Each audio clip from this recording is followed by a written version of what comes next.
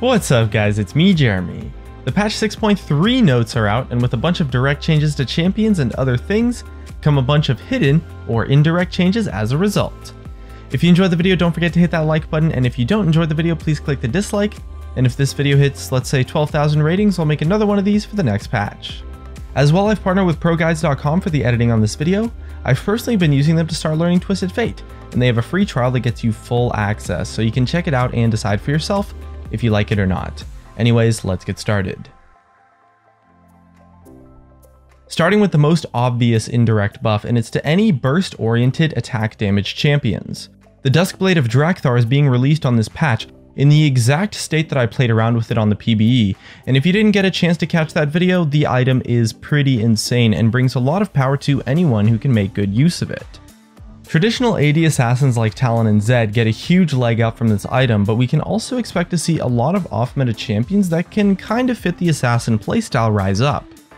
Champions with much more utility like Jarvan and Pantheon, who previously might not have been the best champions to play as an assassin, really get a huge step up because a lot of their previous problems stemmed from just not having enough damage in their burst combos to play as if they were an assassin. So it was better to just play them as a pure tank or as an off tank. Well, now Duskblade of Drakthar can single-handedly account for that missing damage, and meanwhile the utility and crowd control those champions bring to the table gives them a massive advantage over the traditional assassins like Zed and Talon, who although have a lot of mobility, lack meaningful crowd control to pick off a target, or to maybe stop a support from outplaying you.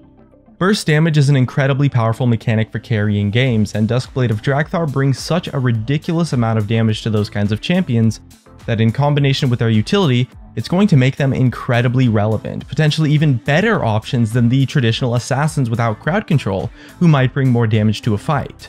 Either way, this item is going to be a really big deal, and is almost certainly going to completely shape the entire meta for this specific patch, and I personally am predicting a nerf in patch 6.4 for the Duskblade. The next group of champions that received an indirect buff, again, is a pretty big group, and it's essentially just champions that have reliable utility to make use of. Utility-based supports like Janna and Lulu are fantastic counters to assassins and are able to use their crowd control and kiting ability to outplay or counterplay a champion who built Duskblade of Drakthar and is trying to assassinate someone on their team. The kiting ability goes a long way, and if you use your mechanics correctly, you can often completely shut down the entire combo of an assassin.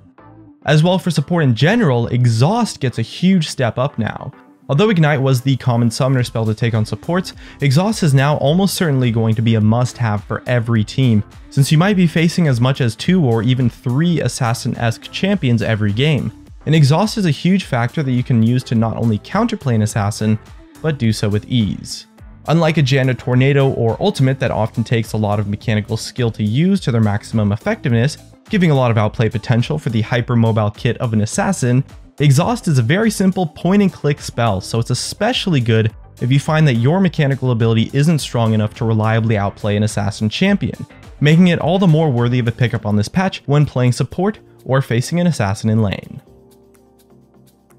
As well, we have utility-based tanks. There's a lot of tanks that have fairly underrated tools for countering assassins in their kits. Champions like Gragas with his crowd control, Shen with his W, Poppy with her E, and others bring a lot of underrated tools to the table when it comes to stopping an assassin from doing its job and protecting your team. And of course, on the similar notion, we also have utility mages, so champions like Orianna, maybe Lissandra, who do a great job of stopping an assassin in their tracks, but also beating them in lane, ensuring that they don't get the snowball rolling early, and with an early Zhonya's, it becomes almost impossible for an assassin to kill you with that kind of kit.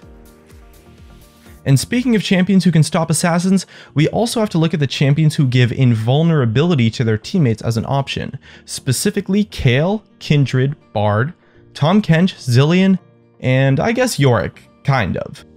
On the topic of outplaying or counterplaying assassins, there isn't really a better way to do it other than just being able to make your teammate literally invulnerable, which is what all of those champions are able to do. Nothing shuts down an assassin like the timely invulnerability spell, but you just have to be careful, because the burst potential of an assassin is so incredibly high now that it's still possible for them to burst down a target before you personally can react or get in range to do anything about it.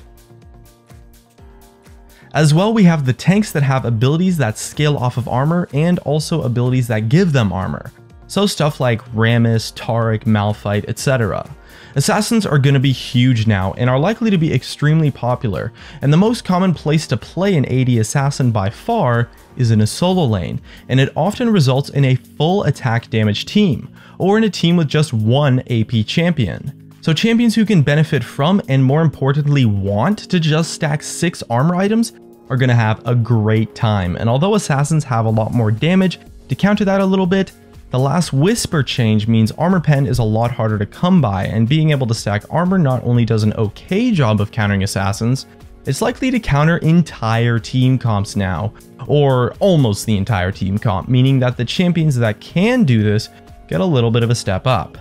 As well, Randuin's Omen, Warden's Mail, and Sunfire Cape were buffed on this patch, so those champions can make great use of those items that have received a pretty solid improvement overall. Alright, next up, let's go over some of the major things to look out for in patch 6.3.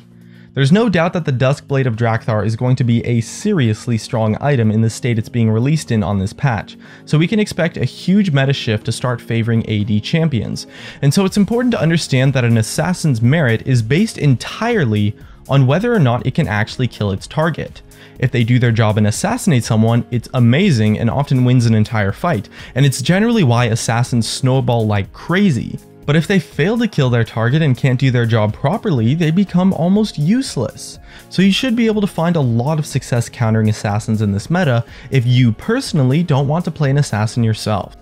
And because of this, I really do think we will see a lot of off-meta AD champions that have much more utility but maybe a little bit less damage rise up now, because if they fail to kill their target, they can still have somewhat of an impact due to their crowd control, so they're a little bit less vulnerable to counterplay overall.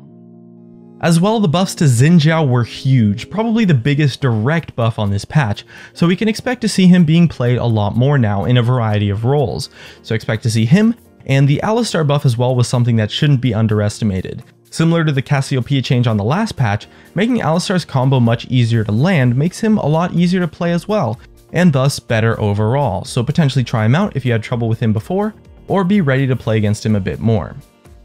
As well, there was a buff to the 2nd and 4th dragon stacks, so potentially consider prioritizing dragon a bit more and trying to take it.